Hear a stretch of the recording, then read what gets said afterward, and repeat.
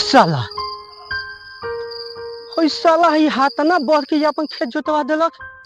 हमार खेत इस साला हाथ से छोड़ बा। हम अब खेत में काम ना करब।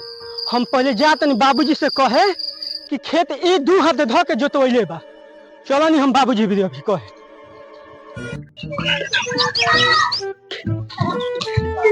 ना मजा कि हमरा खेत में 2 हाथ घुस के जोतवा दिले बा। अभी जातनी बाबूजी से कहे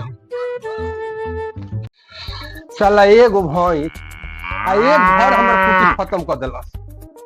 एमे फायदा बा?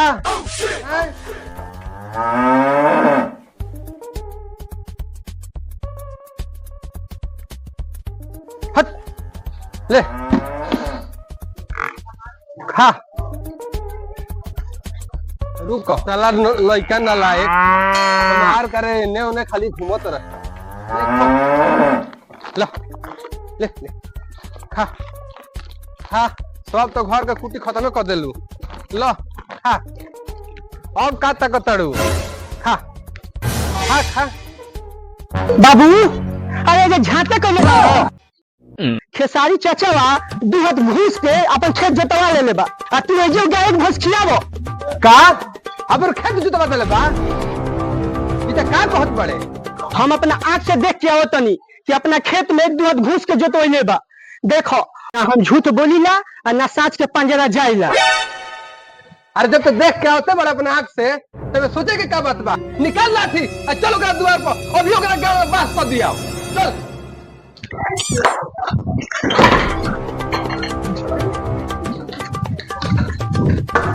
अरे चल बे रे कि घर में बाहर के मारे लगले। चल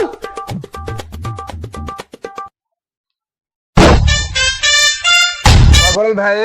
हाँ भैया दुकान कौन चलाता हो? अरे भैया तू नहीं खो जानत एगरी लगन के सीजन बा आ सब भोरही में माल लेके खपा देत बाड़न सब। बोरा के बोरा तो भोरे में खपा देता नहीं। अरे बड़ा काला माल बनता है मर्द भर सकता है बचा जाता खगोल भाई।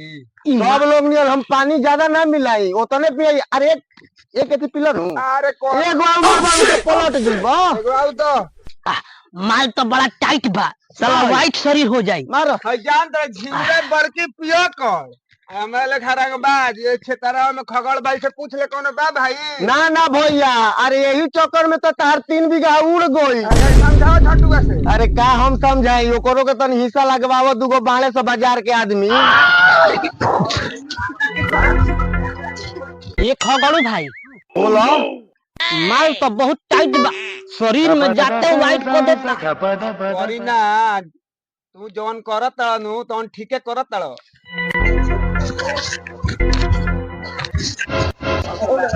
खगड़ू भाई जान दे रहते का कइले बा? का कइले बा? 500 रुपया कल घरे से चुरा के ले पेटी में से आ तारा के जमा करता एकर मौगी आई नु त तहार भाड़ा उतारी हम नहीं जानो। हमार नाम ना आवे के चाहिए। अरे ते हमरो के का फसइबे? ना ये खगड़ू भाई ई हमनी के 3 आदमी के बीच बा। कहिया मत ना तो मौगी जानी तो मार झाड़ू मार के हमार मोर फोड़ फाड़ दी।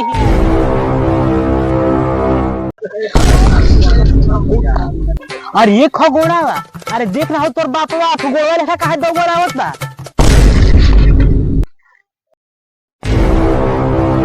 अरे हमार बाप ना लड़ फेकार हटू। अरे खाली हमार बाप ना रहित नु तो मोटका बांगड़ी एकरा गाणे में हुर देती। देखो सो ई हाफत आवता आ आई भीर या बीखे पादी तोनी के सुनत रहियो स खाली आवे दो।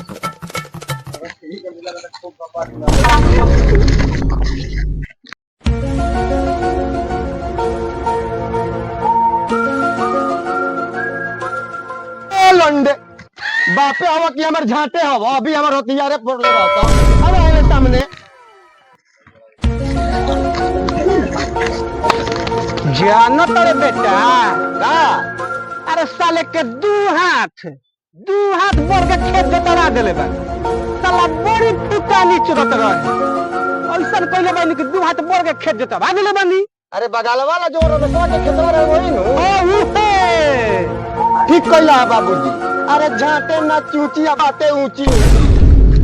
बड़ा का साला बढ़ चढ़ के बोलत रहन स। एक नंबर काम कइले बाड़ा। अरे चलो अब दुकान है हटाओ, चल के खाइल पियल जाओ। खेत जोतवा काल बानी भोर से मुंह धोले बानी, मुंह धो कसई ताकतानी। हाँ बाबूजी चलो चलो। चलो खाई जा।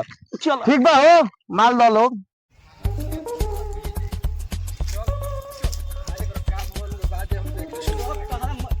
माल तो कमे देले बा, काली हो। चलो ठीक बा। एक तो बाकी उधारी बहुत ज्यादा चलत है। उठाओ। चल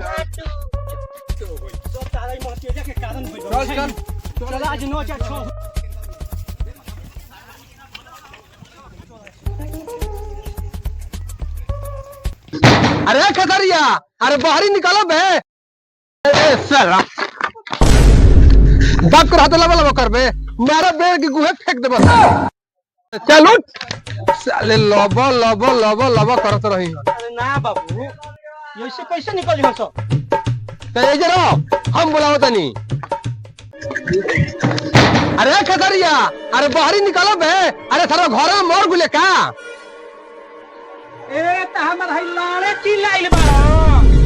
चलो बाबू, साला चोरी वसीना जोरियो करता।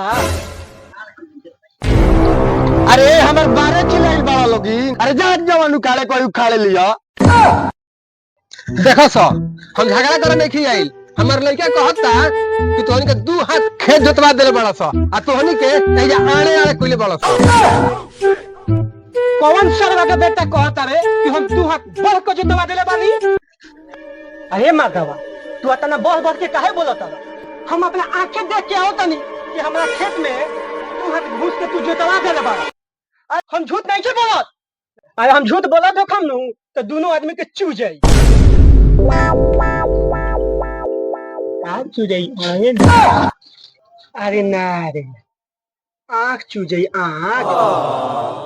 ते अपना आँखी से देखले बाड़े नु तो चल चल खेते पे चल।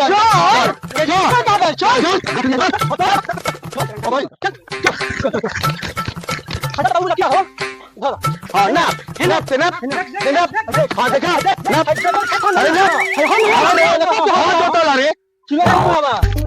अरे बात के बोल बे ना पता नहीं देख समझा तो मुआ के मार गई। अरे पहले ना देख देख एक भाई ना हां ना एक भाई तू भाई हाँ। भाई तू भाई। हाँ ठीक बा, हाँ ठीक बा। अरे खा जोताल का ना एक है दो है तीन भाई हम सब का हो बाबू हटे से होता तू देखो तो कैसे बची बोला ये खानदानी होने का हटे रे, ये भी कितना हिस्सा मिला बाटे तब गामी लगा टीवी हमारा बाप हमें फ्री नहीं आई बा का। अरे ठीक से बता मुझे हटे बोलो हिस्सा कैसे नहीं भाई? तो बाबू का जानो से काहे रहू? अरे क्या बोल बाबू का हिस्सा